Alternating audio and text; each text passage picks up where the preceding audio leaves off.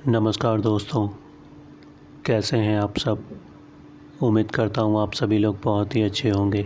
आज की कहानी एक ब्रह्म राक्षस की है, जिसके बारे में आप लोगों ने पहले भी कई कहानियों में सुना होगा।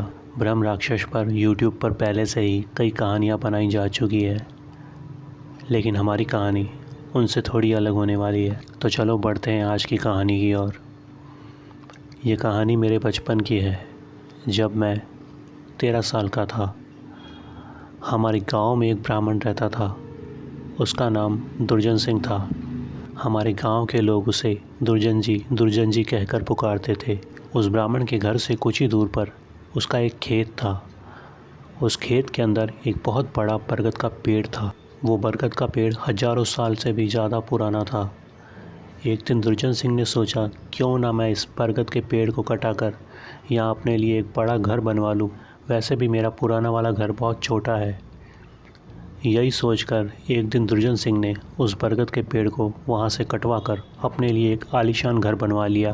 वह अपनी पत्नी और बच्चों के साथ उस घर में रहने चला गया। कुछ दिन तो दुर्जन सिंह की ज़िंदगी बढ़िया चल रही थी, लेकिन कुछ दिनों बाद दुर्जन सिंह ने अचानक घर में पूजा पाठ करना बंद कर दिया। जब दुर्जन सिंह की पत्नी को इस बात का पता लगा तो उसने अपने पति से पूछा कि आजकल आप पूजा पाठ क्यों नहीं करते।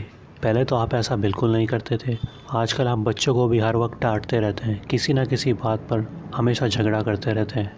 आप ऐसा क्यों कर रहे हैं।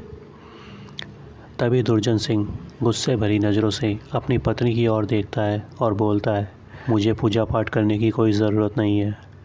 भगवान की मेरे आगे कोई औकात नहीं है, मैं खुद भगवान हूँ। तब उसकी बात सुनकर उसकी बीवी को उसके ऊपर शक हो जाता है कि ज़रूर मेरे पति के शरीर पर किसी बुरी आत्मा ने कब्जा कर लिया है, वरना ये इस तरह से मुझसे कभी बात नहीं करता। तब उसकी बीवी वहीं बैठकर हनुमान चालीसा पढ़ने लगती है।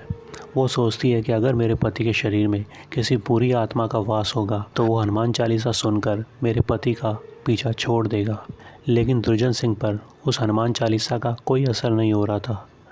वो ज़ोर ज़ोर से हंसने लगा और बोला, मैं तेरी इस हनुमान चालीसा से डरने वाला नहीं हूँ, और ना ही मैं तेरे पति को इतनी आसानी से छोड़ने वाला हूँ। तभी अचानक दुर्जन सिंह का बेटा वहाँ पर आ गया। तब दुर्जन सिंह ने उसको ज़ोर से पकड़कर अपनी ओर खींच लिया। उसे देखकर ऐसा लग रहा था जैसे कि वो उस बच्चे को कच्चा ही चबा जाएगा। उस बच्चे की माँ बोली, इसे छोड़ दो, इसने तुम्हारा क्या बिगाड़ा है। आखिर तुम कौन हो, हमसे चाहते क्या हो, तुमने मेरे पति के शरीर पर अपना कब्जा क्यों कर रखा है।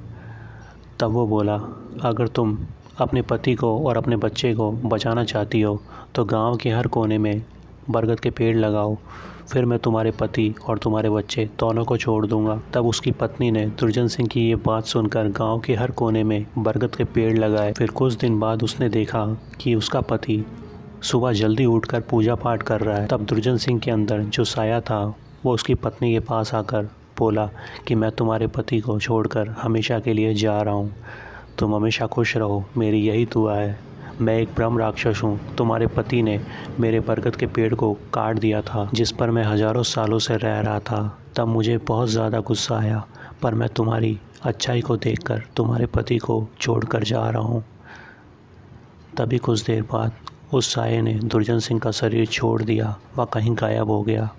उस दिन के बाद दुर्जन सिंह ने कभी किसी पेड़ को नहीं काटा और हंसी खुशी अपनी ज़िंदगी बिताने लगा। तो दोस्तों, आज की कहानी में सिर्फ इतना ही। उम्मीद करता हूँ कहानी आपको अच्छी लगी होगी। अगर अच्छी लगी है तो वीडियो को लाइक करें, कमेंट करें और चैनल को सब्सक्राइब करना ना भूलें। मैं मिलूँगा आपसे ऐसी किसी नई वीडियो में, तब तक के लिए बाय बाय।